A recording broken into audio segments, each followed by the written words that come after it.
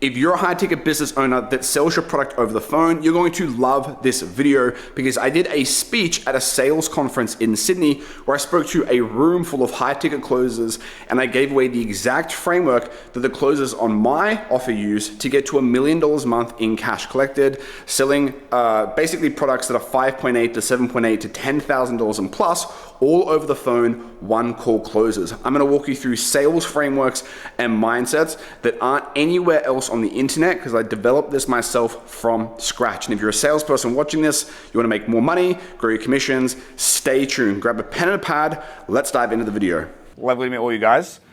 I was gonna start this off with a story about my first ever cold call at 18, but I need to address why I was late today. So last night we went for a few sneaky bevs and some nice Japanese food, and I got food poisoning pretty badly. So the past 7 hours I haven't slept, so bear with me, my energy is a little bit lower today. But I had to be here, because some crazy motherfuckers in this room, right? Some seriously awesome people in this room. So bear with me, my energy is a little bit lower, but I'm gonna try and make it worthwhile for you guys. I also think we need to give a big round of applause to Riley, because like he's crushed this a bit, right? It's hard to put an event like this together, and he's absolutely smoked it. So, let me press on. So my first ever cold call was fucking tragic, right? This is me at 18 years old. That's my dad. He's the love of my life. That man has sacrificed everything for me. This is my little brother Kieran, who would have been maybe 12 in this photo. He was actually the first setter on our team at Scale Smart, because we've got a B2B agency as well, Veritas.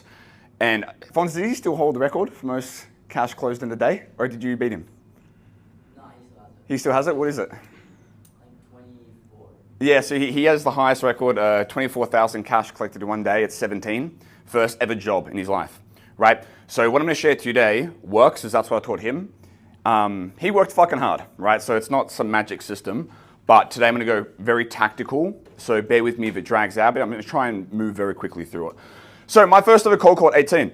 So if anyone hasn't watched any videos on my YouTube channel, I'll try and keep this brief. My family, we did not come from a lot of money. My dad, he sold seafood door to door, which is a fucking shit job. So he'd like run into a hospital with a 20 kilogram bag of seafood, and he would try and sell seafood to the ladies working at reception, right? Like fucking caviar, fucking like, we weren't eating caviar, but he was trying to sell it, right? And make the margin.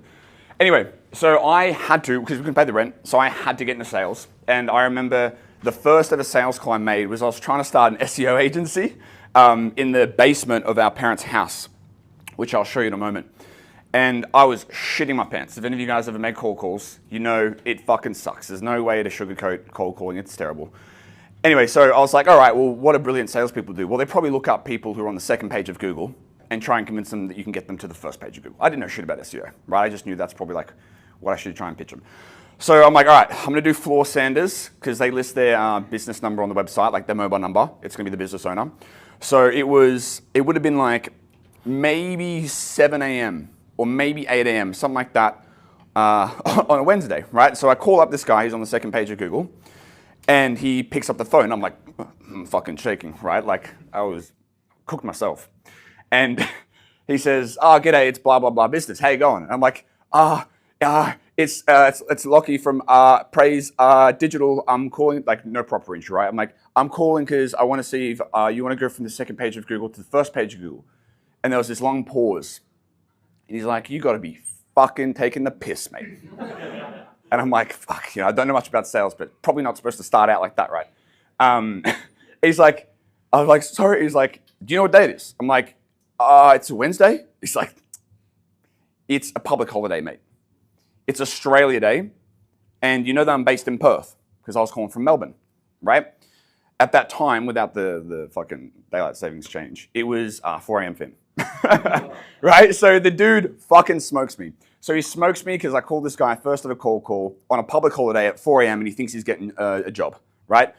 That scarred me from making sales calls for a very long period of time. Probably like 3 weeks, it took me the courage to make my next phone call. And I was like, I was being super busy, I was hustling, doing my logos and shit, right? Because fucking logos are super important. And that was tough. That was a very tough period of my life. But I want to share this with you because it doesn't matter where you start from. I'm probably going to be standing here so I can click through it. As long as you do not quit, like you're already guaranteed to be successful. This was me, cold calling from that basement. This isn't a perfectly, in time photo with that exact date. But that's me cold calling from the desk.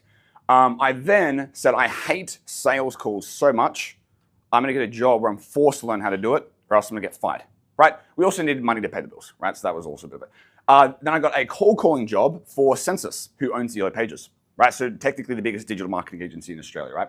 This is my desk. Bounce, don't break. Brian Tracy quote. I had a whiteboard to the left. I wrote 1000% belief level at the top. And I hated sales. Like I fucking hated sales. Like I was not doing this because I loved sales, right? I was not some like natural freak at sales. I wrote ICDI, which was I can do it, I can do it. I used to whisper that to myself like a weirdo in between calls because I was so scared. And I used to track my metrics even back then. And I wrote input equals output there because I wanted to remind myself it's not about the output just yet, it's the input, right? So that's me at 18 making those calls. I then went from that job. I got a marketing agency job in between this, but I didn't have any photos from that time. And I started Veritas Digital, which is our first digital marketing agency, with that beautiful individual over there, Lucas. And that's us in his apartment in Armidale, building our first website. Right, so it was proper hustle mentality. We went from the apartment to our first office. That's again the seedy guy over there in the corner. This is my desk. We had one employee, and we had Lucas. This was actually an office in a photography studio. So not even like a proper office. I used to be ripping sales calls, and the wall didn't actually extend to the ceiling. So there was photographers editing like photos and shit in the next thing, and I'd be ripping sales calls, and they'd be there with their earphones, like painting colors and shit. And we'd close the deal. Lucas would be like, fuck yeah. I still remember when we signed Cointree for 3K. And then they'd be like, so you closed the deal, huh? Nice. And that was a funny time, right? We went from our first office to our second office. This was also in around Paran. And bear with my voice. I've been pretty sick. And that was fun. That was fun. Man, so many fucking mistakes along the way. So many mistakes. But I want to share this with you because we went from $0 to over $7.5 million a year now, between Veritas and ScaleSmart in cash collected revenue. It was a trek though, it was a trek. This took 8 years, right? This is not this is not an overnight success. I wish I could tell you guys it was. That'd be way sexier. But I was this kid over here. I failed that sales call so badly. That cold call, man. Like I still feel the pain, and we've been able to do this. And I'm really proud of our team and our customers for helping us make that happen. So let's talk some source. This is what I want you guys to get out of this chat, is a deeper level of belief that with unwavering hard work and persistence, you will achieve more than you can imagine right now. I really wish I could tell my younger self that because I had so much self-doubt. Number 2 is a new perspective on how to approach the discovery phase of your sales calls to achieve unparalleled levels of influence. I've never shared this publicly. I've been through some sales courses and stuff that I've definitely learned bits and pieces from, but I think what we do is relatively unique in the way that we do it. I've never shared this before, and I'm going to go pretty in deep on this, so I hope you guys get some source. And some sizzling answers to any of your burning hot questions. So write them down if you have any questions throughout, because I'm going to try and move really fast because I've got a lot of specifics to cover. So let's fucking party. That's my favorite gift. Let's cook. So what actually is a discovery? A lot of you guys already know this, but I'll just cover it anyway. There's a phase of the call after the introduction. We ask them questions to find out their pains, their desires, motivations before we pitch them your product, right? I know most of us here already have discovery scripts on the offers that you're actually on. So I'm going to share some new concepts, and at the end, I'm also going to actually share how to apply the tactical feedback directly to your own offer. And everything I talk about is also directly applicable to setting. I'm just going to be talking about closing because it allows me to teach these concepts in a deeper way. But setting is fucking badass. Like, I even say this to Fonz all the time. I'm like, dude, I need to get you to do some fucking cold calls because you've got it too easy with this closing stuff, right? Because that's where you earn the straps. So how masterful levels of influence truly works, and this is my perspective on it. I would write this down. This is really important. This took me, sorry for my voice, a really long time to learn. We must transform the human in front of us into the person who is capable of making the decisions required to achieve their goals before we ask them to make those decisions. It sounds pretty fucking obvious when you put it like that, right? But do you guys think this way when you go on your sales calls?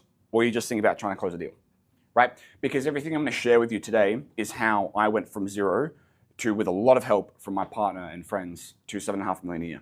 Wasn't through a sales script. It was through changing who I am.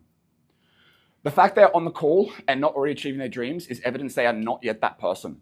Therefore, you must help them transform into that person before the moment of decision, the MOD, which is essentially the price drop.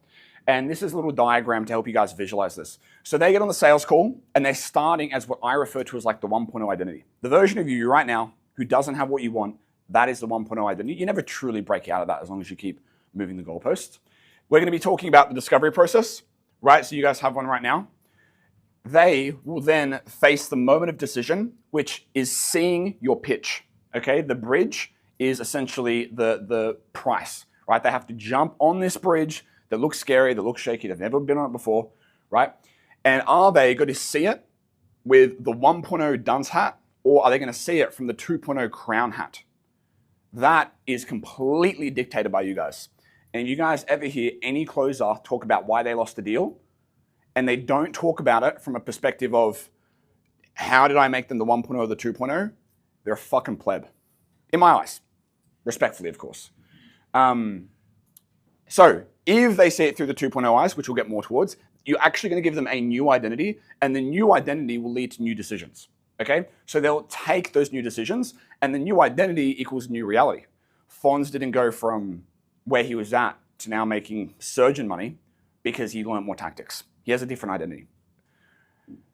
But what happens with most people is they make the same decisions and they have the same problems, and they use their objections and excuses as the parachute to land in what they think is the comfort zone. To me, it's like barbed wire, right? I couldn't possibly imagine doing that. So let me give you a couple of examples just to try and make this a bit clear. We'll go into heaps of tactics here as well moving forward.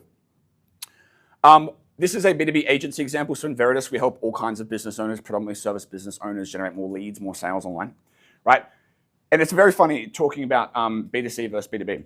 So they show up as a 1.0, right? So I'll be speaking with a dentist, right? Let's say he's doing $1 million a year, right? And he'll come onto the call. He'll say, look, I know our leads could be higher quality, but I mean, we're still closing some deals. Can't be that bad, right? And geez, marketing is expensive these days, right? You can't ask this guy. You can't tell this guy a price. You can't ask this guy to sign a contract. You can't do any of that because it's a broken identity, right? However, and it's interesting, you'll notice the specifics here correlates a lot with what Alfonso was talking about. The 2.0 instead, and we will do this through our discovery process, is in the last 30 days, 65% of our leads were not qualified. We couldn't even pitch them, right? Which means our team is wasting 65% of their time. This is actually costing me massively, plus the team morale, and I'm losing salespeople. I need to fix this now, and the most expensive thing I could do is ignore this. So even if marketing isn't profitable start, I'm willing to invest to have a few bad months to finally solve this. Which mindset's most likely going to make this guy more money? It's pretty obvious. It's pretty obvious, but they don't know that. Here's a BizOp example. I say this as a dad, right? I don't spend that much time with my kids, but it's better than some dads. And I mean, logically, I need 100% of the information before I make any decisions, right? If you guys have ever had to think about it or I need more information or whatever, it's because you failed to get this guy in a mindset of, realistically, I barely see my kids, right? I'm not even sure if they are my kids, right? I got around back in the day. I only see them on the weekends, and even then I'm exhausted from working all week and I'm not fully present. Not only do I refuse to keep missing out on soccer games and school drop-offs, but I need to be emotionally present so I can give them the father-son relationship I never had. And despite feeling like I don't know everything about this yet, I realized to achieve something I've never done before, I must do something I've never done, right? So I will never get all the information until I jump both feet in. That person is ready to pay in full at a ridiculous rate, and most importantly, feel fantastic about it. One of the keys, as you're going to see, is with our method, we don't rely on them being able to say these deep 2.0 answers straight off the bat, right? Because most prospects actually can't, because they don't have the clarity yet, which is why they're on the call and why it's your job, right? So don't be a basic bitch. This is the average discovery that most people do. And before I dive into this, I need to add, the respect asterisks of, I know there's many sales trainers out there. And I believe genuinely that if you master whatever process that you probably have right now, you can get phenomenal results, right? This is just, I'm sharing some mistakes from what I've seen, what's worked for me, right? A lot of discovery processes I've seen in the industry simply can work. However, in my opinion, they're not deep enough or they're not executed well enough to create a true identity shift, okay? So here's what happens. As a sales rep, you ask the prospect a bunch of problem questions, and it sounds like they're in pain in their current situation, right? They'll tell you all about their problems in life and why they should make a change, and it sounds good. But most often, they have not actually fully transformed into the 2.0 identity of themselves yet on the call. AKA, they have not got enough leverage, aka pain, on themselves to change their ways because you haven't chunked down enough. I'll get into that verbiage of what it means very shortly. Therefore, they don't experience enough pain with their current situation. Chunk down is essentially specific facts, right? If you notice the facts on the prior example slides. Or you haven't helped them identify the limiting belief and excuse that has been holding them back all these years and accept that they need to commit anyway, despite it, right? So despite them saying they need to do this, and this sounds like what I've been looking for, they give you an objection at the end like I need to think about, right? We've all got that one. So your discovery process is not transforming them from the 1.0 into the 2.0 by the time they see the moment of decision, which is your pitch and price. Therefore, they take this, and whatever you're doing isn't working if your numbers aren't consistently improving. Right, so let's make some money, right? Like Fonz was saying, cash, cash, cash. This is the 5-Phase MOR framework. Let's have a look at it, okay? So they start off as the 1.0 identity. We then move into hot button finding. I'm going to give you specific examples for all these stages. We're going to get pretty in-depth in this. And even if you can't keep up with the examples or how specific it is, or maybe it doesn't apply directly to your offer, understand the concepts, okay, and you can apply it. So hot button finding is at the start of the call. We're essentially asking them about their problems. We then move into chunking down, which is getting specific facts to essentially close off the escape doors that they can use. They then hit a moment of realization, which is not do they hit it or not do they hit it, it's how much did they hit it, okay? We then pull them in front of the mirror, which is essentially letting them see the bullshit objections that have ruined their life. We then empower them to step up into the king or queen who can achieve what they want. Then you have your pitch. We're not going to go over the pitch or price drop or anything today. I'm just going to go through the discovery because a lot of that stuff's relatively specific to your offer. Right, so they see that and then they make the new identity. Bang. So let's quickly go over the core concepts of these things, right? So in the introduction, we say hello with a big smile. You guys all have your introductions. We frame the call. We tell them this is to help them out, right? And basically what we want to do here is let them know you're not some weird, sweaty, stupid sales rep who can't even form a proper sentence to save your life, right? Who's making high pressure sales calls from your mum's basement like I was, right? And preferably don't do it on a public holiday. So introduction is relatively simple. A hot button finding phase, okay? What are we doing here? This is where we're asking a prospect why they're on the call. I'll go into specific questions shortly. We're exploring all the different reasons why they want to make a change. Typically, these are different problems, okay? Think about hot buttons as problems in their current life. And we want problems that your product can actually solve, right? The next phase is the chunking down phase. So this is where we help the prospect get leverage on themselves regarding the hot buttons that actually mean the most to them. And you'll notice that if you fail any of these stages, you fall into the barbed wire, which is losing the sale. And for most sales reps, it's making excuses as to why they couldn't close it. This is where we ask fact-finding questions about their pains that help them see for the first time in their life just how severely this problem is impacting their life without sugarcoating it, just like they have to get through every day, which we'll touch on. The MOR. I really love this. And Fonz was talking about this from a perspective of doing it to himself to level up his identity, right? Because as a sales rep, when you wake up in the morning, you look at your calendar, you have options to do another call review, to have better calendar management. You have all those options, right? So Alfonso in the morning, does he show up like the 1.0 dunce, who's only making 15 grand a month? Or does he show up like the 30K and then 40K a month, right? So he's done this. So one of the things I love about this is it's very congruent. But also with the level of continuity and connection, it helps them understand the consequence they are already on track to experience, realistically more than they ever have, and why it's a must change now rather than a should change, right? Which is cool because that's showing up frequently throughout all these chats, which have been awesome. Sweet. Now, they will be on the edge of their seats with a bleeding neck problem they want to solve in the mirror phase. However, there's most likely still a deep limiting belief or fear they would rather not look in the eyes and admit has been holding them back. This is the excuse and objection they're going to use against you and most importantly themselves when you drop price, right? I could tell you guys exactly what to do next month to make 20K a month as a closer, but your initial response is going to be, you know, when you hear what it actually takes and what is that? You know, that's very interesting to think about for yourself, but we have to know it for the prospect. Because what we're going to do is we're going to force them to face it now, acknowledge they need to commit despite this fear if they want to be successful before the price drop.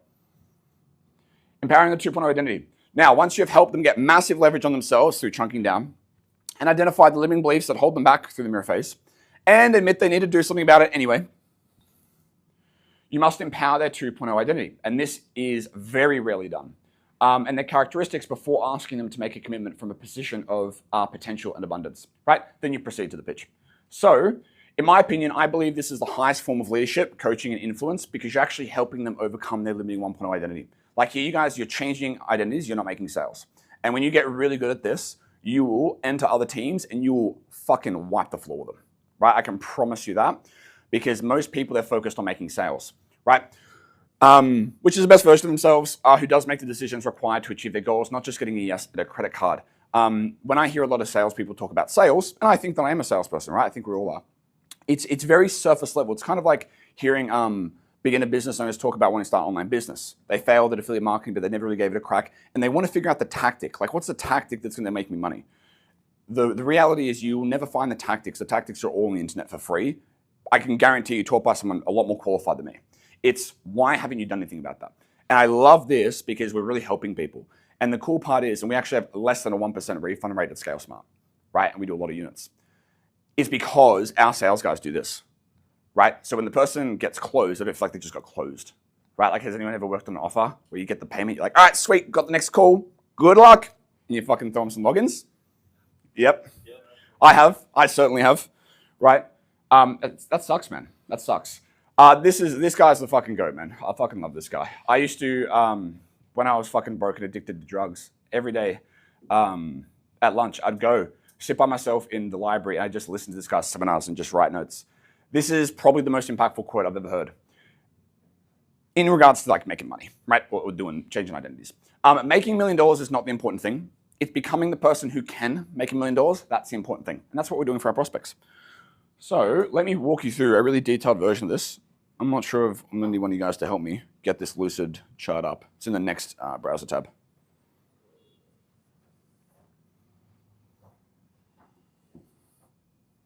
Yep, that one. Perfect.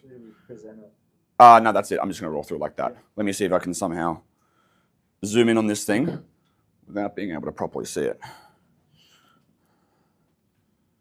Alrighty, if I can go Command Plus. Oh yeah, we're getting there. All right, badass. Okay, so in the hot button finding phase, what are we actually doing? We're asking problem finding questions to figure out the variety of problems they're hoping to solve using your product. Then we need to determine out of all the problems to be solved, and just quickly, you guys at the back, can you see this? Can you read it? Let me try and zoom in one more. Is that right? All right, badass. Cool. Then we need to determine out of all the problems to be solved, which problem, once chunked down on, is going to create the strongest feelings of must versus should change now, the identity shift, okay? Choosing the right hot button is absolutely fucking key, okay, to be able to help the prospect uncover enough pain. In my perspective, if you don't choose the right hot button, it doesn't matter how good you guys get at any other stage of the call, it's just never gonna be enough, okay? So for example, a way that you could look at this is a Tony Robbins example. I love all the Tony Robbins examples people are giving today. By the way, my guys, there's gonna be a pop quiz on this on Monday, so fucking pay attention, right? It doesn't take 20 years to quit smoking cigarettes. People quit smoking cigarettes in the moment of decision. It just usually takes them 20 years to be able to build up enough pain to hit that moment, right? So for example, a dad's hot button, if we want to get him to quit cigarettes, could be their daughter crying because she says that he won't be there to see her get married. For him, that's a hot button we must help him get clarity on. The tricky part is often they don't know exactly what that is, which is why a lot of questions where we're asking them fall short. Okay, so question number one in this hot button finding phase, this is your typical kickoff question, okay? Question could be, what was the main motivation for wanting to start your own online business? Very simple, right? Their answer may be, because I want more freedom and I just don't feel like I'm getting that in my job right now. This is going to be a B2C example for a biz up offer, just because it's simple and I feel like it applies to a lot of people in this room. Cool. So we get that. Okay, sweet. Now we actually want to probe into the hot button and explore more of the situation so we get more clarity. So you may say, for example, all right, well, when you say want more freedom, I'd love to help you achieve that. Same side of the table energy. But that looks a little different for everyone. Can you describe to me what a lifestyle filled with freedom looks like for you? Paint me a picture. We can also get like their current job, what income they need to make to replace it, right? How long they've been there. But then they say, well, I want to not be tied down to a 9-to-5 office job where I need to go into work every day, right? Instead, I've got the money and time freedom to be able to work when I want and take my little girls on holidays more often. That is a probed hot button. It's really important that you guys understand the distinctions of the questions that you ask. Again, I'll keep referencing Fonz because I think Fonz has done a lot of awesome development on this along with the rest of our guys. you need to know why you're asking a question. So we're asking a question to find a hot button, or we're asking a question to probe deeper into a hot button, okay? Here are more hot button finding questions. Now, in my opinion, a why now is actually a hot button finding question, which I think is unique from what a lot of people I see out there, right? So these are some example questions. I'm not going to go through every single question because we'll be here forever. But what you can do is note 1, 2, or 3 of these. And when you ask these questions, you're going to get different problems, okay? So the answer is they can give you a wide range of answers here, right? Typically, they sound like minor complaints, which are typically deeper-rooted problems, or they sound like goals, and goals are just inverted complaints. So for example, after asking a few different questions like why you want to make a change now, what's the ultimate goal with this, you may get 4 hot buttons, okay? And you need to be writing notes in this way so you're systematically taking the person through how we change identities, okay? If you don't take notes like this and you just take sporadic notes, I promise you, you're probably not closing it. You're probably not doing 30K month incomes, right? So number 1, I want to be able to make some more money so I don't feel as much pressure around finances. It's a money hot button. Number 2, I want to be able to take my kids on more holidays more often. It's a kid hot button. Number 3 is I'd like to be able to spend more time with my kids while they're still young at home. It's a variation of that button, right? Number 4, I like your system because the other ones I've tried were just too complicated and oversaturated. That's a fucking terrible hot button. If you're getting those answers, you are off the money. You need to review your hot button finding questions, okay? Let's move on. Number 4, this is optional, okay? This is the hot button temp check question. So this is essentially find out, okay, how do I know which hot button I want to probe into? What's the number 1 problem they're trying to solve? Now, a quick note here is I will usually just make a judgment call and start chunking down on the hot button that sounds the most serious, and I describe it as like a bleeding neck, okay? However, if you have doubts, you can double check using the below question, but it may not always be super accurate, right? It's like asking an overweight person why they're overweight. They probably don't know, okay? Despite them being able to say, I don't have time for the gym, right? So this question would be, okay, cool. You've mentioned a few different things here.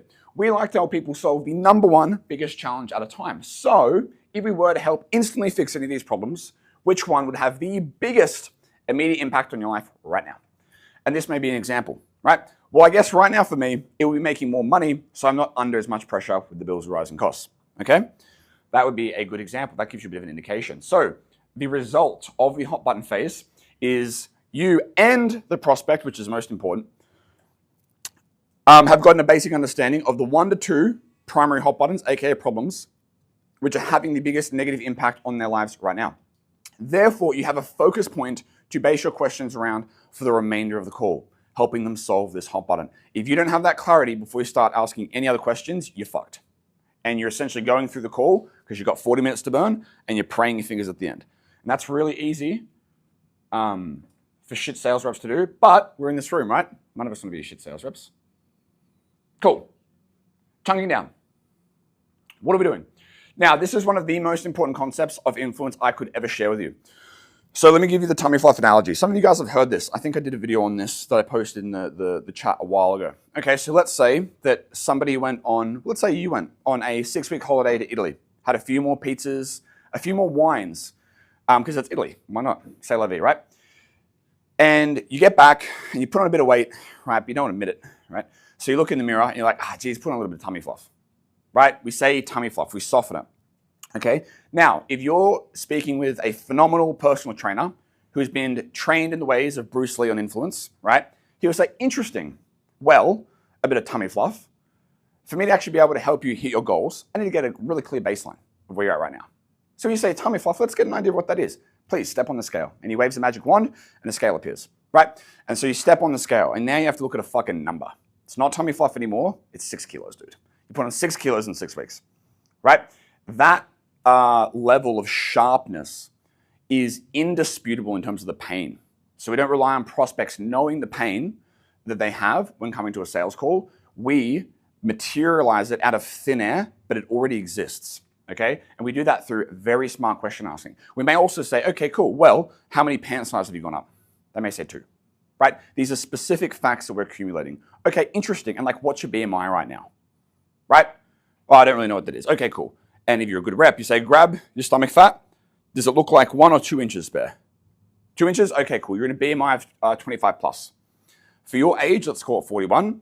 That means you're at a 40% risk of type 2 diabetes. And it goes from tummy fluff to diabetes, right? And we'll have a very specific example as we go down. Now the cool part is, because there's a whole ethical stuff in sales, right? Is this ethical?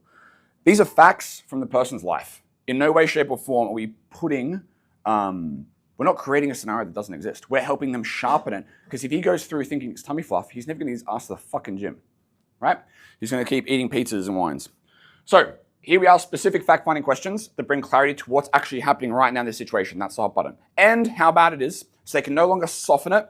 Instead, they get massive leverage, which is a fancy word for saying pain, over themselves to make immediate change. This increases the intensity of the problem, therefore the value and the urgency of your solution, right? We then ask these chunking down questions to collect the facts that also have a connection. That's very important. I'm going to show you an example of this below with the weight loss example. A lot of you guys ask kind of chunk down questions, but you do it very sporadically. So what happens is you get a whole bunch of different pains that are all spread out, and then you get to the end and you just hope that the amount of pains they said will be worse than the price. We don't do it that way. It's too easy, right? It's too easy to be average. We do it very specifically. We ask these chunking down. I've already read that one. We'll just move into the examples. Now this is going to be a little bit hectic, but this has taken me 8 years to learn. I've written automated webinars that have done millions of dollars in sales, and I never had a mentor, right? So I want to share this with you, this specifically, because I genuinely believe that it's unlikely you're going to find this anywhere else. I'm not just trying to say that to be cool. I genuinely want to help you guys. Let's get into it. Okay. So first, before we start asking people really specific facts about their life, we have to tell them why. Okay. If you are going deep into a discovery process and you keep getting people saying, I don't see why you need to know that, I feel uncomfortable answering that, it's because they don't understand why telling you that specific fact is going to benefit them, right? Because if I ask you how much is in your bank account, you would think, well, why won't I tell you that, right? So this is how I do it. I say, okay, got it. So for me to really do my due diligence and make sure I'm not just guiding you towards a direction that has any of the drawbacks you are currently facing, let's get specific. So you have total clarity on what's actually happening right now. And then you just go straight into the first chunk down question. This is really key. And every single sales rep that's come into my team, this has been a very big thing that we've had to do. Because you ask the right questions, but you get shit compliance. Because why the fuck would the person answer the question if they don't understand why they should answer it, right? Cool. So hot button overview. Let's just pretend this prospect doesn't hate his job, but there is financial pressure, so he wants to make more money, so he can have more freedom with his family, right? And if this doesn't directly apply to you guys, hit me up with questions afterwards, and I'll give you some examples of how to actually do it for your offer, hopefully before my throat dies. Okay, cool. So chunking down question number one. So he likes his job, he has financial pressure. We need to ask the main motivation question. This is the kickoff call. Okay, now I want you to be very paying close attention to the removes part of these cells here, okay? So this removes the option for this call not being about a problem in his life and it being product-centered. Ever get a prospect who jumps on a call like, there's nothing really going wrong in my life, I just want to find out what you guys are doing, cool, right? This first question, what was the main motivation? When we probe into that, what does that mean? Why is it a problem? We get the answer we've already covered. I want to be able to not be tied down to a 9 to 5, right? I have to go to work. I will have the money and free time, all that kind of stuff, right? That's the first surface level problem. So let's look at the corridor, okay? That is question number one, right? We picked up the hottest hot button, which was the most read one. We put it over here, and that's what we've done there. So we've kind of like gotten into the hallway. This is like the little analogy you can think about this. Then, chunking down question number two. We then need to find out exactly what the pressure looks like. So their exact income and bills, their savings and their burn rate. Now I know you guys are gonna start getting uncomfortable here, because this is uncomfortable to ask. But I tell you what's uncomfortable, being a broke sales rep. Giving everything to this fucking job, right? Always chasing the next fucking script and the next gimmick. That is more uncomfortable than, in my opinion, staying in the same position.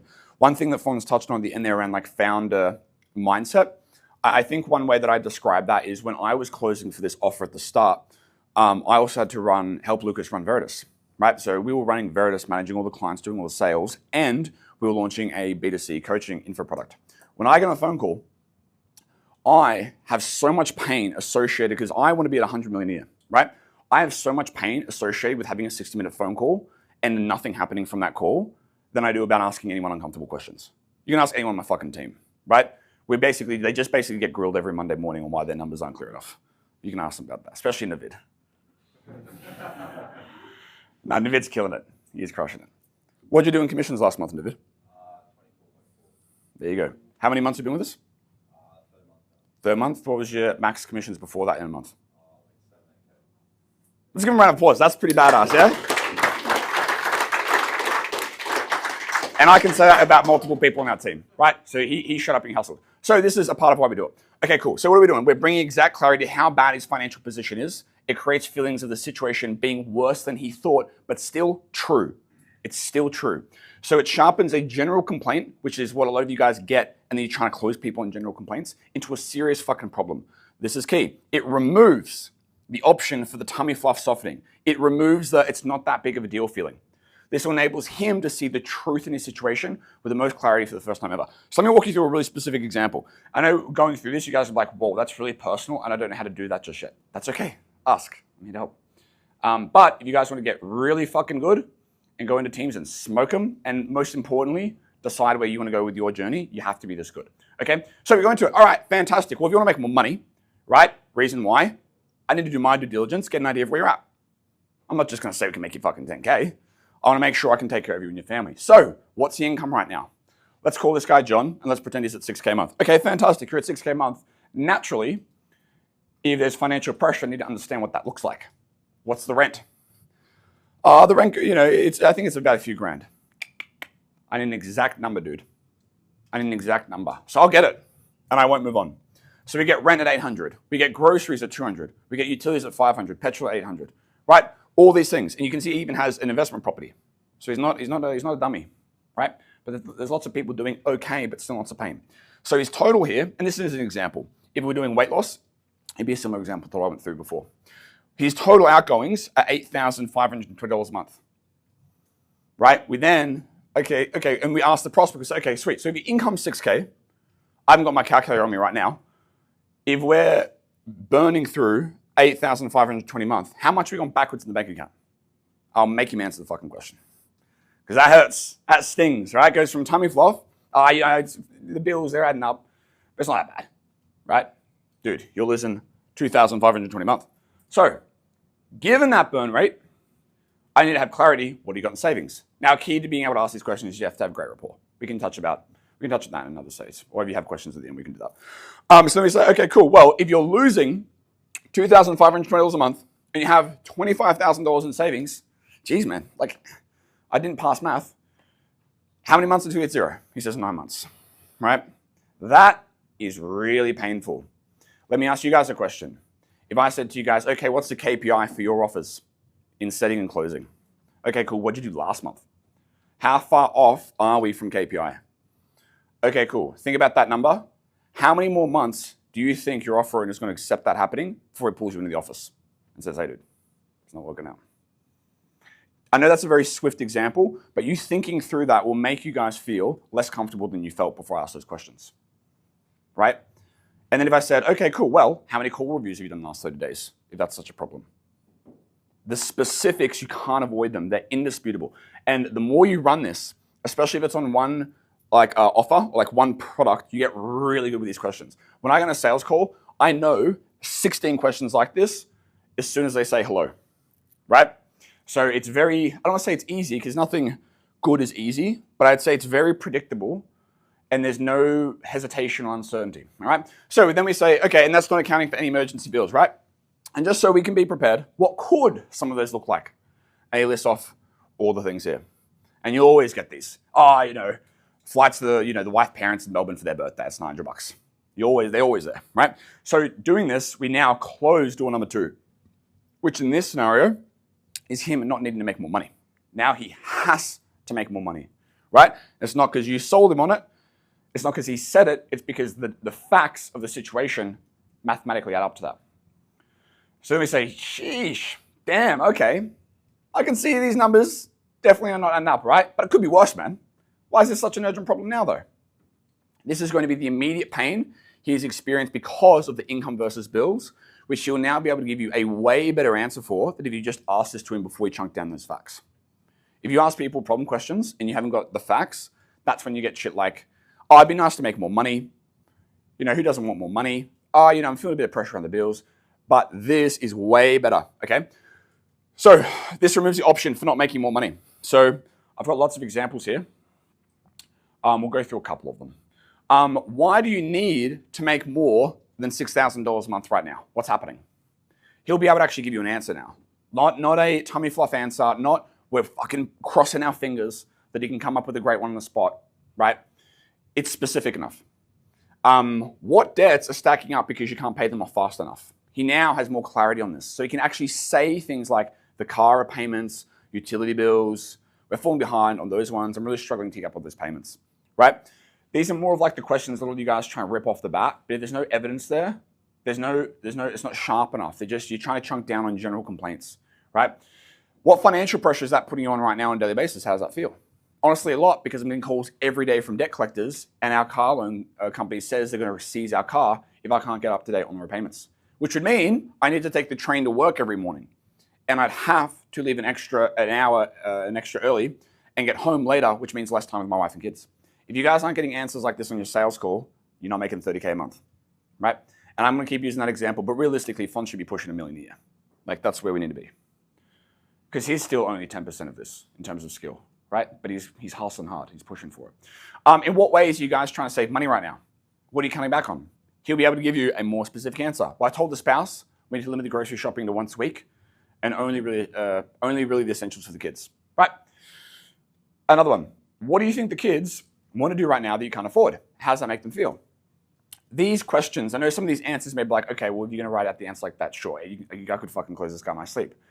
But you actually get these answers when you chunk down on the facts because the question hits, right? It's like asking someone who is describing their weight loss at the moment or the weight they put on his tummy fluff, why do you feel like you need to lose weight?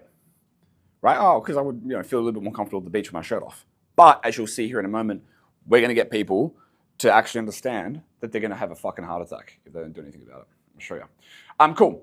What things do you want to do with your wife right now that you can't? What things would you like to do for yourself that you're not able to? Right? Doing this process, we close door number 3. Okay? So I think about each chunk down question as shutting off the exit doors through specific facts in their life that are already present that they are softening. So, chunk down question number 4. Okay, that makes sense, but why not put it off? How is this going to get worse if you do nothing about it right now? So this equals the future big consequence of doing nothing, given his current trajectory is already on. That's really important. We're not future pacing some fucking mystical thing where he gets his leg cut off, right?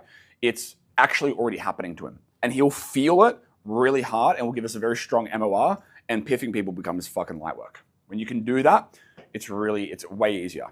Cool, because he sees how bad life is going to get if he does nothing. So this removes the option, remember, pay attention to the word removes, the option for him to delay making the decision or seeing the pain and not thinking it's a big deal. This creates more leverage and it removes the option for it may get better with time, which is a subconscious softener. Your prospects will naturally do this because so do we. So here, there's lots of answers here, right? Lots of questions. Let me give you some. Okay, cool. We can see we are on track to hit $0 in 9 months. For context, when we hit $0 in the account, it's really important that I have clarity over this. What is going to be the first bill you're forced to cut? Why does that matter? See how specific these questions are? Like, there's no hiding this. And tell you what's just a cool little side benefit. It actually makes you seem like you care, which hopefully you do care, right? But imagine if you fucked up your knee, right? You go into a surgeon and he starts asking you questions about your ear, right? You're like, this dude's on fucking crack, right? Wouldn't make much sense. Not going to trust him for the surgery. But if he's like, okay, cool, when you tweak it this way, when you tweak it that way, why do we need to get the rehab done in 9 months? And then you start telling him about your soccer grand final in 9 months, right? You want to star players. It's been 3 years since you won a championship. It's really important it happens by then. You're like, man, this guy gives a shit about me. Because he's actually taking the time to understand the specific details of my life surrounding this problem. Really important. Right, so in this scenario, he may say, well, I'm probably going to need... Sorry, my throat's, I'm losing it. I haven't slept in about 40 hours at the moment, so bear with me. My wife's membership, Pilates is a big thing for my wife, right? It's the one thing a week she gets to see all her friends, and we can't count that because it's going to have an impact on her mental health. What's going to happen when you hit $0 next month? Well, I'm going to lose the car, and then I'm going to need to sell our investment property as fast as I possibly can so we have enough money that we're not forced to move into my parents' partner's house. If you want to ask a little sub-question, I'd say, interesting, what's the market like right now for selling? On average, how long does it take to sell a home? Right? What do you think you'll get for it? How much longer is that going to give our timeline before we have to move back into the parents? Right? Really specific questions. This is actually how Lucas and I grow our companies. Because we don't just wake up and say, we want to get to 100 million a year. We wake up and say, what's stopping us from doing that? And we don't just say, oh, we need more sales, we need more leads. We look in the data, and it all lies here. Okay, what were you hoping to do in the future that based on this maths is now impossible? And why does that matter? Well, we can't afford to travel to Melbourne to see my wife's parents for their birthday in a few months. She's shuddered about it. He will piff every fucking day of the week to solve that. He's not going to buy your product. He doesn't give a shit about your course, right? He's doing it to get out of these scenarios. And if he never has that clarity, you're just never going to close him and help him get to that next level, right? Now, here's a little bit of a long one for you. Often when I'm chatting with dads, right, insert their demographic, facing battles like yours, while it can be tough from a logical point of view, often what's harder is the impact it has on how they feel about themselves and their self-esteem. Almost more from like an identity point of view. How's that side of it taking a toll right now? That's like an identity chunk down. Because some prospects who are doing pretty well financially, it can be hard to get the material chunk down because what if he's not losing money, right? Then it's an identity thing, right? What, like for example, let's take a retiree, right? Who they've got a couple of investment properties, they don't need more money, they're just waking up for something to do. What is it about waking up every morning and having nothing of importance to do that makes you feel like shit? Because the last thing I want to do is point you in a direction where you can have any of those feelings. Because if I think that's where we're going, I'll just tell you not to do it. Can you imagine that person would want to tell you that? Well, right now I wake up, before I retired, I had a business. Now I wake up every day, I've got no mission, I've got no purpose. And you jump in, dude, we cannot let that happen, right? What does mission mean to you? And we just chunk down, right? These answers are very specific. Cool. So honestly, I just feel like I should be more set up in life right now than this. The family I grew up in struggled with money. And when I was a kid, I know the impact it had on my parents. I really didn't want to raise my kids in a family which had the same financial problems. So I guess it's just hard knowing that every day I can't provide for my wife and kids in the same way I vowed I always would. So that's why I'm at a point in my life where I need to get out of this hole, right? We press on. You can see how much time we spend here in discovery. We don't push through discovery because if I don't want to waste my time on a 60-minute phone call when I've got all this other bullshit I need to do, they need to close on that call. It's kind of what Fons was talking about in regards to the fuck follow-up. I agree with that. Fuck follow-up, unless it's in your spare time, right? So we close door number 4. Now, checkpoint number 1 is achieved. I know a lot of this stuff's kind of a little bit foreign, so feel free to hit me with questions before. I just want to try and give you some stuff that you've potentially not thought about before. So now he must make a change. This is how I think about it. I'm mentally ticking these boxes, and there's a lot of continuity, right? Notice the continuity. I'm not just asking random problem questions. At this point, it is very clear he must make more money based on the facts of his current situation, and we've played out the trajectory of what's 100% going to happen, and we must avoid these current pains, and we're clear on the future traumatic moments that are definitely going to happen if he doesn't make more money. You know you're doing this right when at this point of the call, there's almost this mutual feeling and vibe between you both of like mutual acceptance that they need to make a change. As you do this more and more, you will just get this gut feel.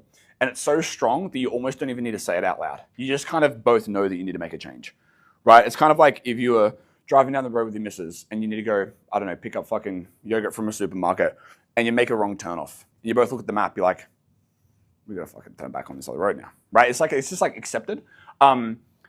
I also want you to notice how the prospect is not saying I need to do this. These are false positives. I want to do this. I know I've got to do something about this now. They sound amazing. How many times have you had a prospect say, I know I need to do this, and then not closing that call?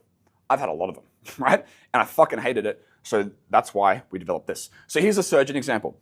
This is one that I have taught to the guys. We don't need the prospect to say, I need to do this surgery. I want to do this surgery. I'm ready for it. They need to say, I've got a tumor on my heart, and I'll die in 6 months if I don't get it removed. And that has to be true. I'm not trying to fucking manipulate someone's scenario that doesn't actually exist, right? Because then if we have this, we just say, sweet, we've got Thursday booked open. Let's get that in. It's not a conversation of should they do this, should they not do this. I don't want to hear someone say they're ready for it, right? Maybe I'll share some of my closing call examples. Rarely do I ever get someone saying, I'm ready for this. It's fucking the best thing since sliced bread, right? Because if they're in so much pain, it's obvious. Then the feeling, when you discuss the price of the surgery, is more, how can we make the money work for you? Not, do you want to do this or not? Imagine if you chunk down, if you're a surgeon, you chunk down someone's tumor, you found out they're going to die in 6 months, and at the end you said, so do you want to do it? Makes no sense. But that's what you guys do on sales calls, right? If I listen to some of you guys on sales calls, and this is hard, and I fucked this up more than any of you guys, I promise that. I made 58,000 cold calls in that year and a half when I was at Census. I promise you I fucked it up more times than you guys. That's what you guys do. You go through this problem discovery. It's not specific enough. Then you get to the end. You said you want to solve it. You should chunk down so specifically on these facts that when you get to the end, it doesn't even make sense for you to ask, you want to solve this problem, right? That's what you guys do, and you get objections. Cool. Question number 5. Okay, so we definitely have to make more money so that none of those terrible things happen. Why can't you just make that money at your current job? We're closing doors. We find out why he literally can't make that money in his job, because he can fucking weasel out of that one, right? He will, subconsciously even. Or why it'll take him years to do it, which he doesn't have. This removes the option, notice the word removes, for him to treat his current job as the solution. Notice how we're building on everything here, right? I'm not randomly asking different pain questions. So the answer, he may say, is because I'm currently a manager on our warehousing team, and the only way I could make more money would be to be the owner of the company, which obviously I can't do, or to open up a new factory overseas, which I can't do because my kids have friends in this city, and we have lived here our whole lives. Then you have that mutual moment of, okay, this is why you have to do something new. You can't do it in your current job. Okay, so we shut door number 5. But I guess that makes sense. But what are the reasons you don't just get a different job to make that money? To me, this is a very logical, common sense question. But if you don't understand what we're doing, you will never think to ask this. You'll just be focused on your script, right? So these are the reasons he literally can't get another job in the same or a different industry. It removes the option that there are any other jobs he can do to solve this problem, which is pretty important if we want someone to think that they must make a change. And you may say, because the salary for a warehouse manager is basically the same no matter where you go. They max out at around 80K a year. And if I want to apply for a place that's more like 100K, I'd have to take a salary cut to start somewhere new and work my way up over the years, which I can't afford to do right now. And honestly, I wouldn't want to do it because I like the people I work with. Bada bing, bada boom, you've just closed door number 6. Congratulations, you may make some money. CD question number 7. All right, I see. But why haven't you gone with any of the other online business methods that you've seen? Right? Why won't they work for you? These are the reasons they believe there are no other online business methods that have or could work for them. Just too much competition, all the bullshit excuses, right? And we'll circle back to this. But this removes the option that they can go with any of the other online business methods or marketing agencies, for example. Why do you feel like none of the other marketing agencies have ever worked for you? What don't you see in the marketplace at the moment that's held you back from making a decision, right? And they'll give you specific reasons why they can't hire them. And it's really important that they speak this out loud. When you guys get really good at this, I would say, in my opinion, getting good at this probably looks like at least a minimum of a consistent $25,000 a month in commissions. And not, like I say consistent because you know what you're doing. This will become very easy for you. And you will know that people are going to close before you ask them for money. And you'll know when the right time is to drop price. These are very important things if you want to be a master. Cool. So they may say, well, the other online business methods I've tried never worked because they're oversaturated. Example, dropshipping was too much competition, blah, blah, blah, right? I'm not going to go through it because there's a fair amount to get through. That closes door number 7. Checkpoint number 2, right? I hope you guys, as you're going through this, I think something I'd be taking away from this if I was at the start of my sales journey is like, wow, I've never actually thought about my discovery questions in this way. I've never thought to get this much clarity, go this deep, but most importantly, connect them in this way. Because as the prospect says it out loud, they're boxing themselves into a corner. I don't like using those words, but I feel like it's more like they're uncovering clarity over their situation as to why they don't have a choice but to make a change, right? Which they subconsciously kind of know, but they always put it off by softening it. Wonderful. So checkpoint number 2, they must make money and they must do it with us. At this point, it becomes clear to him that he cannot make the money he must make in his current job, in another career, or with another online business. This means he must do something new to make money, and he must do it using our system. There's literally no other option. Because if we have helped him close all the 1.0 escape doors out loud with facts of his situation, then he has to make a decision at the end. And when you guys get really good at this, the hardest part about this is being disciplined and not getting bored. I've got a lot that I need to improve on. But for me, when I take sales calls, it may also just be because I've got other things going on. The hardest part about doing this MOR process is not thinking about these questions, because these questions all feel like common sense. Like looking at these questions and like, what the fuck else do you just even talk about in discovery? And what other order would you even do it in? It actually gets boring. Like it actually gets boring. And so if you ever crush it, let's say you make 10K, 15K, 20K in a month, and the next month it's preceded by one of your worst months, which is very common. It's typically because you got bored of doing the thing that worked. And so you start shortcutting the process and skimming the process because you just want to get to the close because you know you're a G, right? And just make some fucking cash, as Fonz would say, right?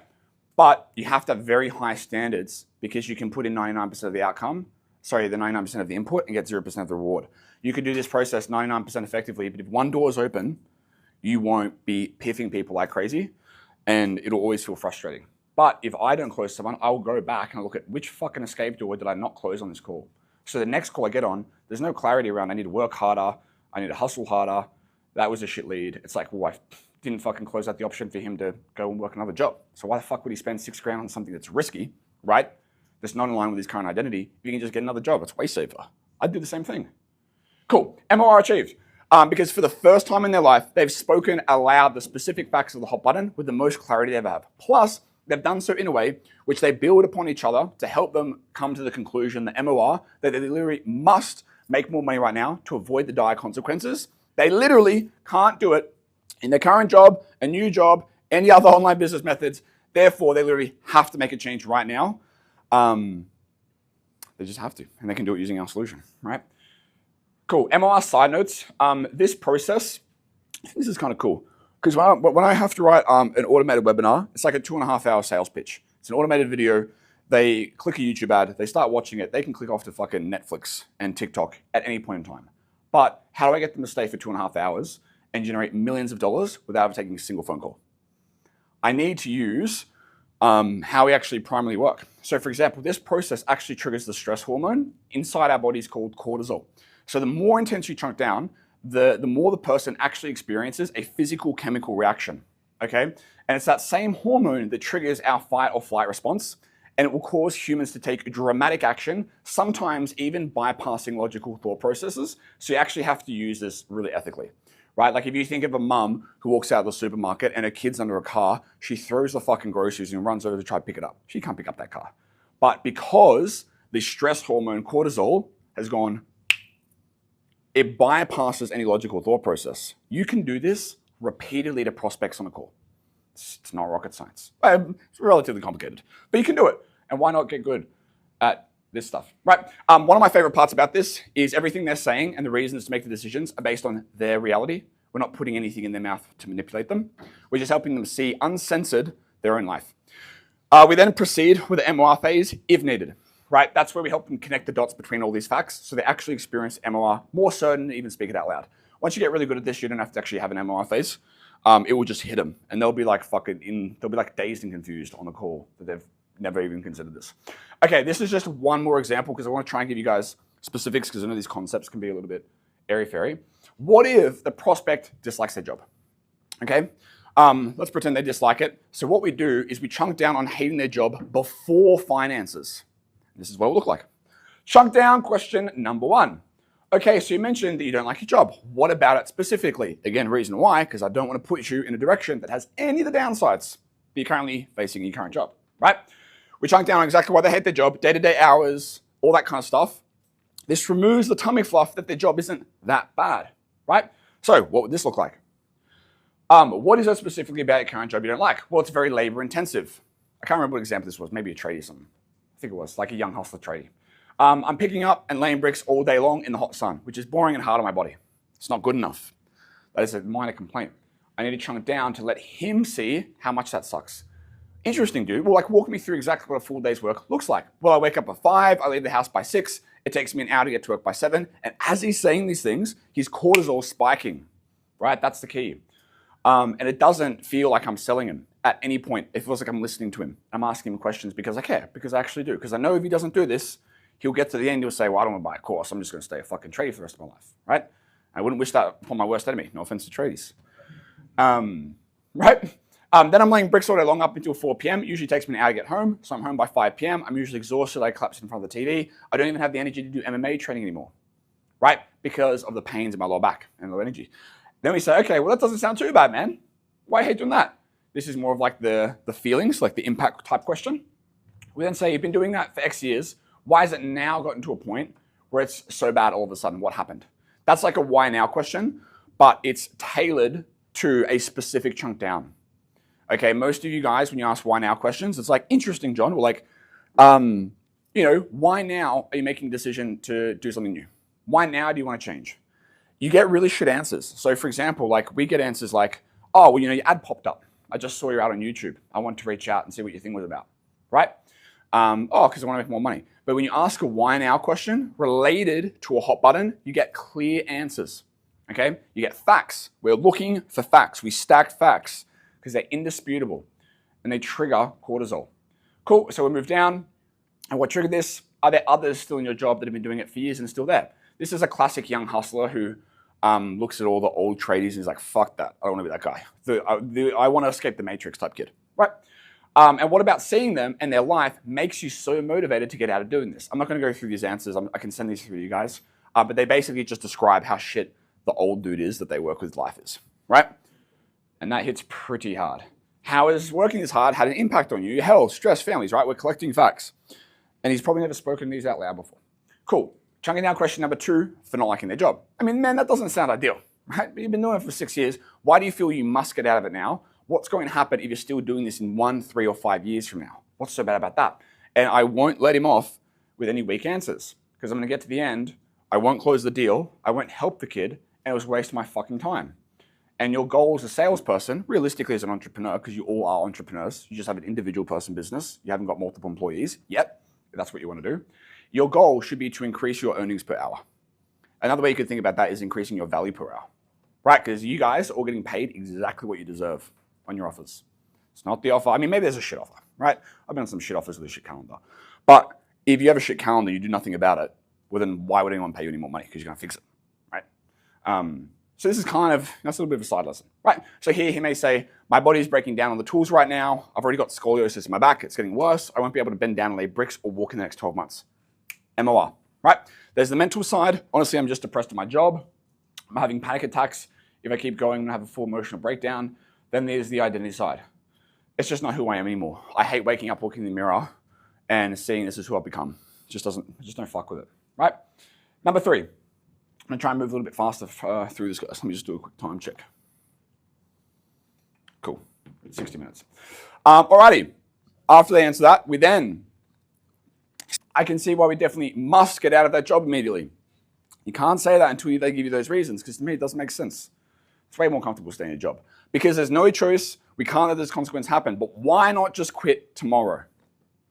I don't ask any questions without a very high level of intention as to what I know the fact is that I want them to say, because I know the next 6 facts that they need to speak out loud to hit that identity shift before I ask them price, before I give them price, right? What are they going to say to this? Because I need the money, motherfucker, right? Coke and hookers. How am I also going to pay the bills? That makes sense. And then we circle back to, okay, well, if you need the money, how much are you making right now? It's getting the bills. So I put this above the income. Then if they say those things, he can't work the fucking job because his body's breaking down. He's burning through money and all the things we just went through. Fantastic, my friends. The chunking down phase result is simply this. Both yourself and the prospect have a clearer understanding of exactly how bad the hot button currently is in all areas, in all details, without any tummy fluff softening. If I was to listen to all of your calls and I was to audit them to try and get you guys to level up, the first thing I would look for is in your discovery process, not the close, not the pitch, not anything, where are you allowing prospects to get away with tummy fluff answers, right? And I promise you, there's a direct correlation with what you accept from prospects and what you accept for yourself. It's pretty difficult to get to 7.5 million a year in revenue. I'm not gonna lie, that took some grind. And I didn't do it by softening how bad things were, right? I sacked up. I was like, fuck it, I'm shit. Cool. The process of getting clarity has also sharpened the intensity of that pain to a level they've never experienced before. This gets leverage on them to move outside their comfort zone. They're also going to feel more educated. This is important. Why they're actually on the phone and what stage they're at in life and why they must make a change now. They actually feel more educated because they've got more clarity over why they're making this decision. Because why would you spend $5K on a fitness offer if you just put on some tummy fluff in the last 6 weeks? But if your BMI is on track to develop type 2 diabetes that could lead to a heart attack down the line, then it simply makes sense. Let me zoom out a little bit here and show you what this looks like with the weight loss example. A little sip of water. Wonderful. So this is no discovery. This is the person before the call. Current situation is tummy fluff. The cost of change, cooking, exercise, and dieting weighs more. That's why they haven't made the change. Most people's discoveries look like this, right? If we're on a fitness offer, you get them to say things like, oh, well, I used to weigh 91 kilos. I'm feeling tired right now. I can't play tennis anymore. I'm not proud of how I look. I put weight on. I need to lose the weight. No diets have worked for me. Now, you can close people doing that, right? But we're not here to be average. Instead, what we want to do is this. We want to say, okay, cool. How much have you put on? 7 kilograms in 3 weeks. Pause. Let him feel that fact. He's probably not seen it before. Okay, cool. And with the 7 kilos, like, what are some of the favorite clothes that don't fit anymore? Are there any? That also sucks. Especially if it's a female prospect, that will hit a bit harder. So you're now at a BMI of 25. At this risk rate of a BMI of 25, you're this likely to develop type 2 diabetes. If you have type 2 diabetes, that puts you in this risk monitor to have a heart attack.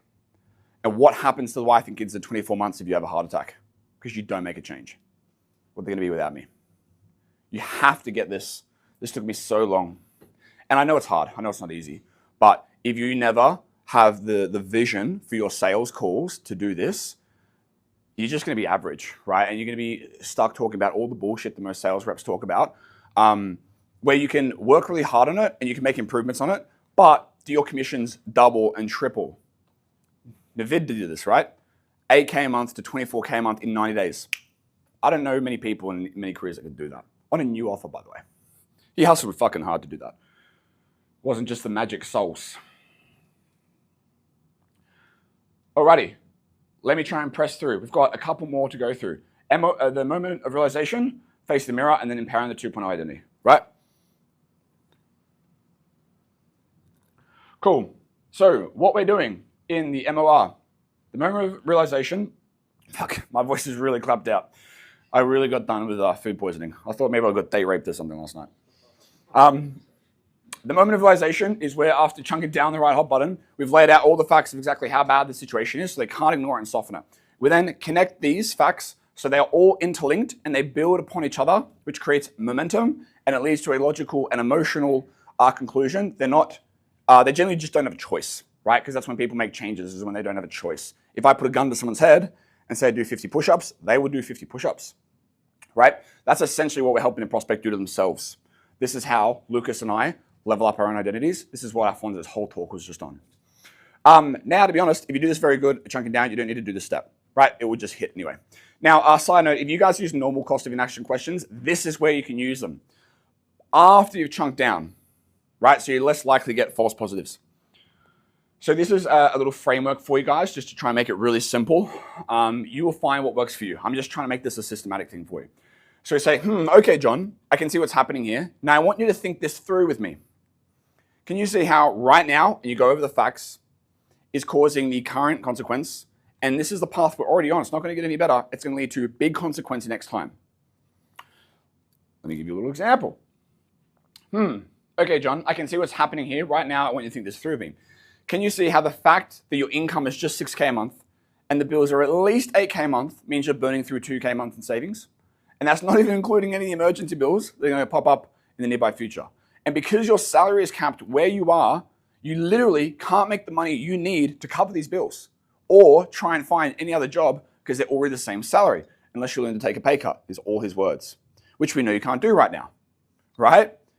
That means the trajectory you're already on is causing you to feel very stressed on a daily basis, like you're drowning under the weight of the financial pressure. Let me see if I can give you a little zoom in here. Perfect. Right, to deal with phone calls every single day from debt collectors and have conversations with your wife about cutting back on groceries and the nice pleasures. See that? And considering this is a path we're already on, it's not getting any better, it's going to end up causing a big consequence, right? So based on the numbers, if we don't make an immediate change now, in less than 9 months, we're going to hit zero in the account, which based on what you said means you're going to have to sell the investment property just to avoid moving back in with your parents. And that's not even mentioning the fact that the car's going to be taken off you along the way, and you're going to need to pull the kids out of soccer training or their soccer matches on the weekend. You have to cancel your wife's Pilates classes and miss your partner's parents' birthday in the next couple of months. Can you see how this is already happening? We stay the same. I want you guys to have a look at this and then think, do my prospects get this level of clarity in my sales calls? Probably not, right? That's okay, because like I showed you, I couldn't fucking make sales calls when I started as well. And that's not in a rude way, but it's like you can practice this. It's a learnable skill, as Brian Tracy would say. What happens here is you get a very deflated tone because this is the first time they've actually seen that they're properly fucked.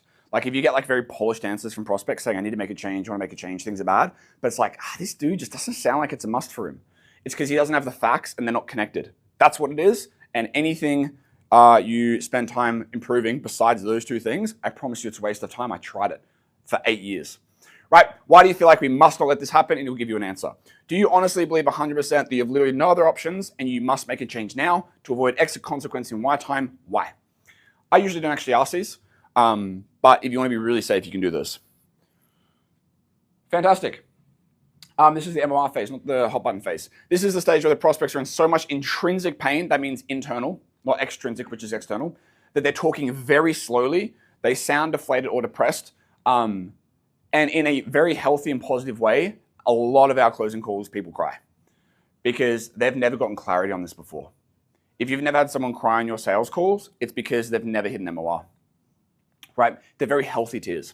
It would be like you and I coming to the conclusion that you don't have enough money to pay your rent next week and are going to need to tell your family and they need to pack their things and move away from their best friends. It's a tough pill to swallow, right? That said, you have achieved a level of motivation here where the prospect is willing to simply take radical action to escape the pain without too much consideration or logic. They'd literally crawl through broken glass to get out of this. But again, use this ethically because you can seriously manipulate people doing this. Wonderful. Let's quickly look at facing the mirror. All right, in this stage, we find out the limiting beliefs, excuses, and worldviews of the prospect's 1.0 identity, which has held them back from making a commitment to do something in the past. We then help them actually see those limiting beliefs and excuses with clarity in front of them, almost from a third-party point of view. It's kind of like they're looking at it clearly and they're not being run by them behind the scenes. This is really hard to do. And Lucas and I help each other do this in many ways, which is really awesome. But our prospects don't have a business partner, right? So we then help the prospects see the fact that these 1.0 excuses and fears have held them back from solving their problem and kept them in pain. And that if they want to solve the problem and pain in right now, they literally cannot do so without facing overcoming these exact fears right now in the call. If you guys want to get objectionless sales, which I think objection handling is an incredibly valuable skill that I'm not very good at. I actually don't train our team on handling objections, believe it or not. And I think our average close rate, I could probably get up here. Last month, team-wide would have been like 55% of live calls, team-wide, right? So this works, but you should learn how to handle objections as well. Cool. Right, they must commit to stepping up and committing to making a decision despite that limiting belief. Cool. So the first thing, this is typically where I'll ask actually solution questions, like what have you tried in the past? I don't ask the questions about what they've tried in the past because I give a shit about what they've tried in the past. I'm listening for limiting beliefs. It's like if I was speaking to an entrepreneur who was at 100K a month, and I'm like, okay, cool. What have you tried to go from 100K a month to $250,000 a month? I don't actually care about what they've tried. I'm listening for the limiting beliefs and the objections I know they're going to give me when I am going to present them with a solution, because we all have them. Cool, so this is kind of context to find out if they have or have not. So this is really simple. What have you tried to fix this in the past? Old mate says, yeah, I tried dropshipping, crypto, and being a pimp. We said, great, well, there's great money in being a pimp, but that's for another time. That's a different slideshow presentation for you guys. Number two is we identify their 1.0 excuses and limiting beliefs, right? So we want to find out what the limiting beliefs, excuses, and fears are to explain why they're never fully committed. This is the comfort zone objection. This is what you guys get. So we say, why didn't it work for you? They say some bullshit like it was just too complicated and risky. We say, what has held you back from making a change? It's just knowing what the right business model is going to be for me, right? So I can be sure it's going to work. Why haven't you taken action and fully committed to anything yet? Well, I feel like I gave dropshipping a good crack, but since then, it's been because it's hard to find the right thing. There's always missing bits of information. So I'm trying to do research to make sure I have a clear understanding of what it entails before jumping in. This is an information limiting belief, isn't it? So we hit the checkpoint here. And this is the objection judgment call. So here we need to make a judgment call as to what you think the primary limiting belief or fear is that's been holding that person back. To them, this reason feels completely like a very logical point of view to have as to why they need to make decisions. Now, a little side tangent, and I'll actually give you guys this training. It was an internal training that I did with the team, is you will only be able to identify limiting beliefs to the level at which you've developed as a person yourself, right? So and this isn't 100%, but like a $250,000 a month entrepreneur is going to be very hard for them to run a discovery process on me because I have overcome limiting beliefs that they don't have, and they can't hear limiting beliefs that I have because they're still at a lower on the totem pole, not in like a who's the best kind of way, but just in the development phase, right? So if you're an $8,000 a month closer, you have to actually develop yourself to get to a high level and run this process on yourself so you can hear your own objections and limiting beliefs before you can run on a prospect to get them to that same level, right? Which is why I love sales, because I think it's just personal development that makes a lot of money. Cool. So for example, I want to have 100% of the information about something before I can decide it will work for me. If this guy's giving me answers like this, I obey, bang, okay, that's what it is. However, in reality, it's a broken one-pointed belief that's prevented them from committing 100% in the past, right? Which is why they never took the action. So we must help them clearly see this without any limiting beliefs. So for example, this is pulling them in front of the identity mirror. This is a very uncomfortable part of the conversation that you guys don't want to have. But if you value your own time and your own success, you will prioritize tough conversations over short-term comfort, right? So we say, okay, cool. First thing we want to do is acknowledge and empathize their 1.0 answer. Let's say this guy's 1.0 answer was, I want to have 100% of the information before I commit, right? Because that's logical, which it is if you're broke and, want to make no money, right? Then we preface it with love.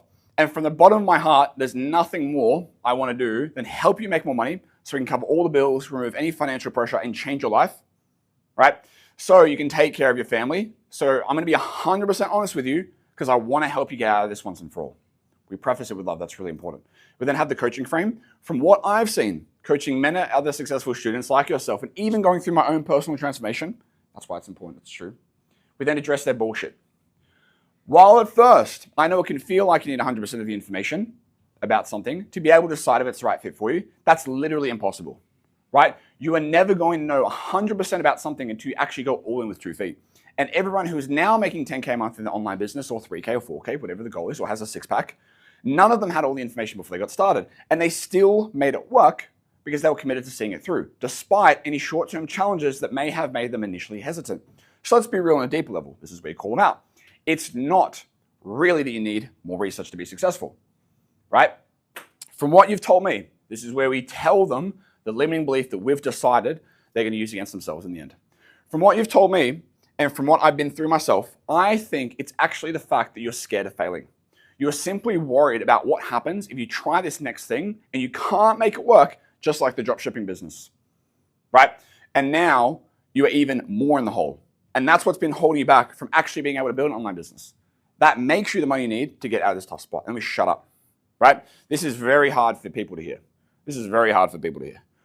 But if you can do this to yourself again and again and again, and you associate pleasure with doing this for yourself because you know it's going to get you to the next level in your career, you'll start wanting to do this with prospects and you'll enjoy sitting in this discomfort, right? This is just one example. There's many ways you can do this.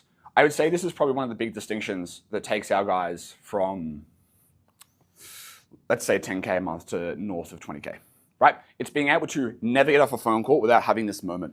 Because if you don't have this moment, for me, if you're on my team, I'd say you just have low standards as a human, right? I love you, but you've just got low standards for yourself and you allow other people to have those low standards around you.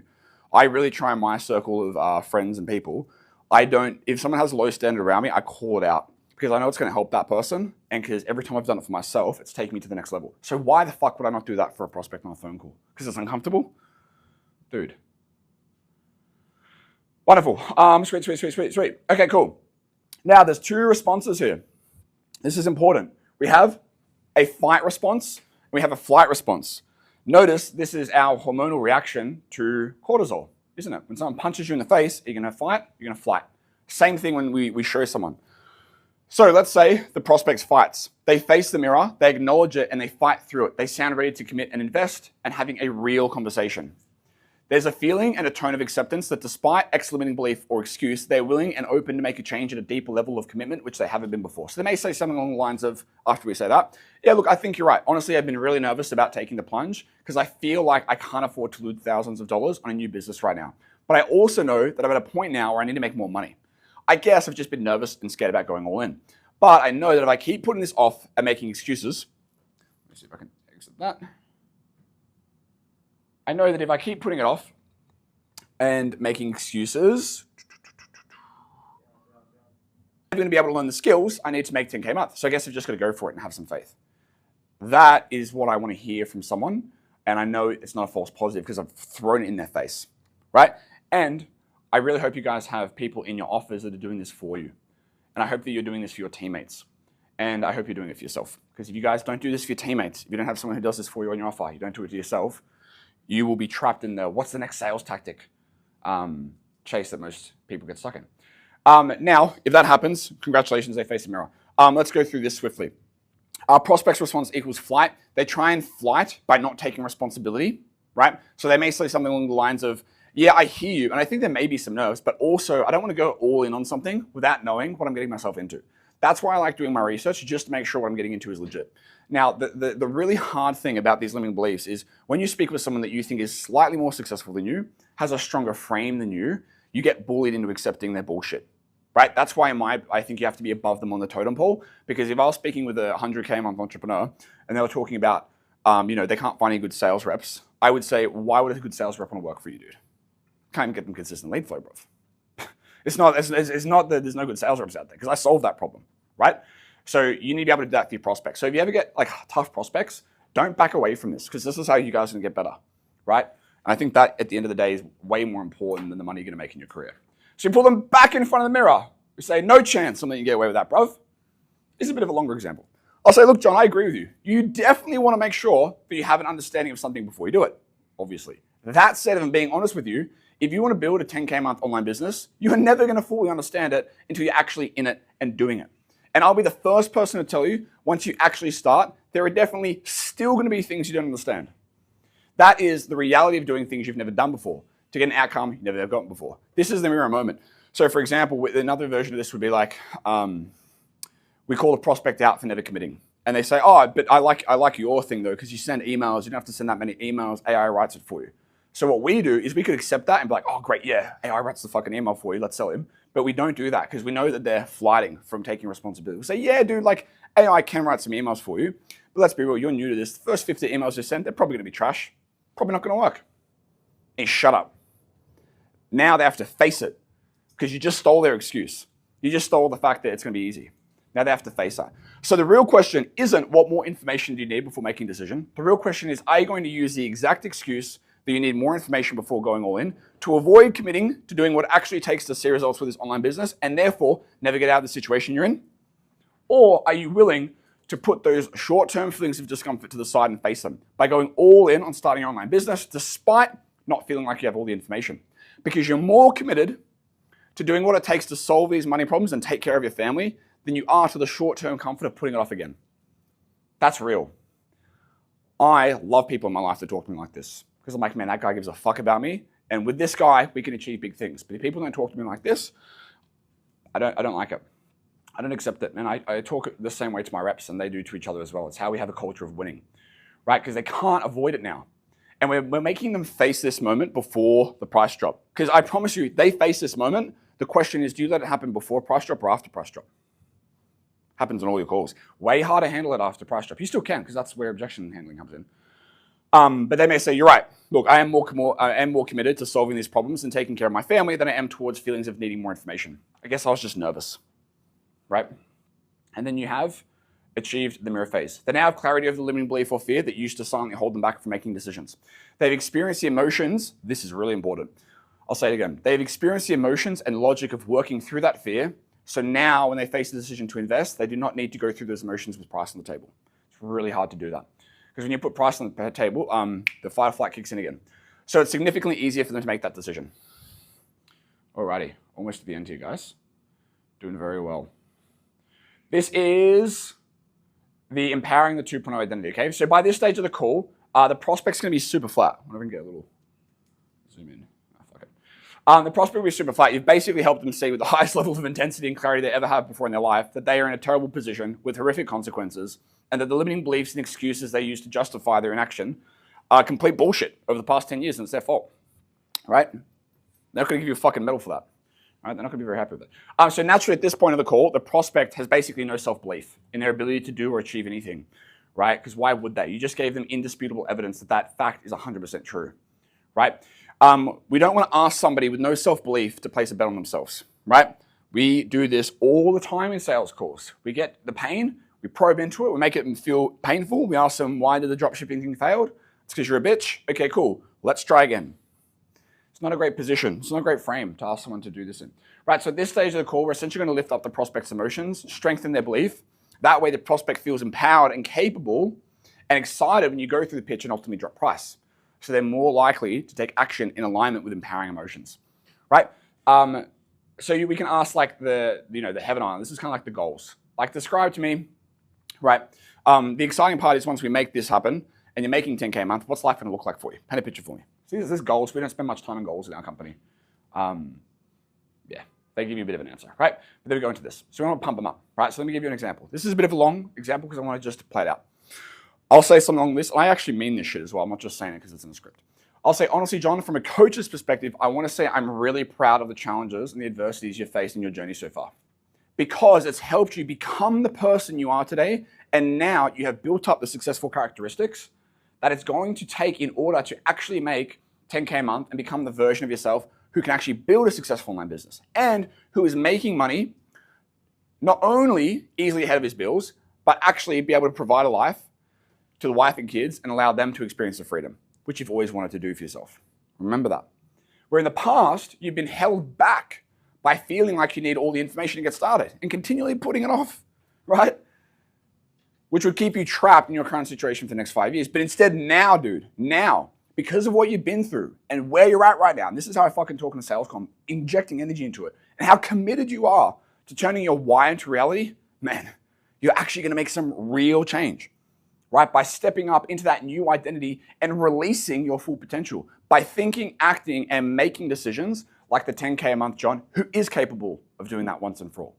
Because that John realizes to get something he's never has before, he must commit fully to doing things he's never done before. And that's going to come with some discomfort, but nowhere near as much discomfort as allowing the bank account to hit 0 in 9 months. It's that ambition and commitment and open-mindedness that most dads never fully develop, man. So I'm super proud of you because I can see that's happened here on this phone call, right? It's exciting times, man. How's it feel? We essentially address all the bullshit limiting beliefs from a, man, you've just worked through this. And all the reasons you failed in the past, not having enough information, that's the exact reason why this is going to work for you. How exciting is that? And you'll hear people. That's usually a little bit nerve-wracking. They'll say like, yeah, no, it is exciting, but you usually can hear a little bit of nerves, right? Cool. So the result is a prospect is viewing themselves with the same 2.0 characteristics, beliefs, capabilities, and feelings of potential and excitement, right? The version of themselves who has everything actually wants. If I speak with a dentist and they're at 1.2 million a year and they think marketing is expensive, I have so much excitement about thinking about spending money on ads. We spend a fuckload of money on ads because it makes us money. And I have that belief, whereas the dentist doesn't have that. So I want to empower that into the dentist. Like, man, that dentist you see down the block that is stuck at 1.2 million a year, dude, we know that guy still thinks marketing is expensive, but it's nowhere near as expensive as doing nothing and having word of mouth dry up in the palm of your hand and being the broke dentist who went to medical school for 8 years but can't make any money. Dude, you just worked through that on this phone call. I'm proud of you because now you understand that to get to 3 million a year and open up that extra practice, it's going to take an initial investment. It doesn't matter if that initial investment fails for the first 3 months. Because if it fails for the first 3 months, good. We're going to learn all the things we need so that by month 4, 5, and 6, you're operating, thinking, and building a $3 million a year dental practice. And that dude down the road, he's still going to be bitchy about marketing being expensive. I'm glad you're not that guy. Man, that's exciting, isn't it?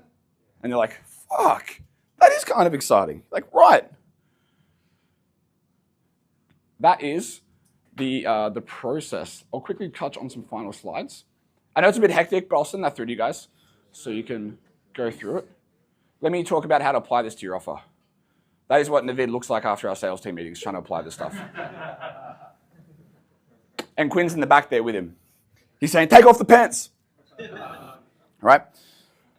Step 1. Firstly, do what the best guy is doing until you can produce the results. Then add this in after you got the basics of your offer down pat. Don't overcomplicate it.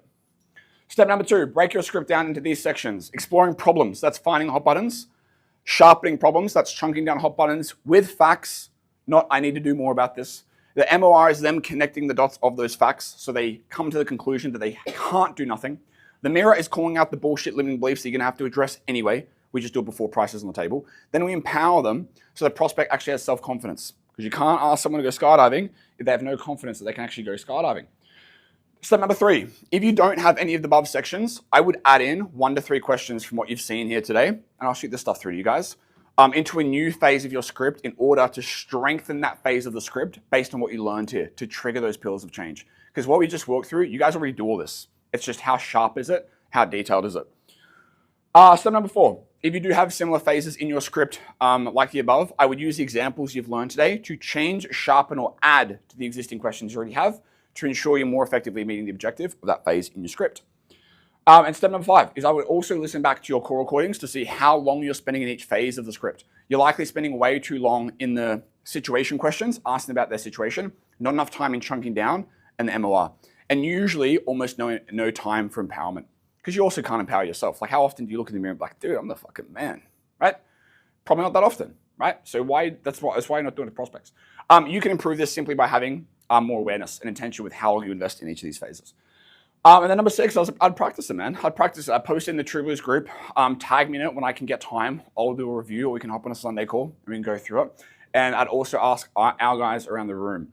Can you guys put your hand up? Who's on our team that goes through this? If you guys want to look around the room, I'd hit those guys with questions except Quinn at the back. I'm about to fire that kid.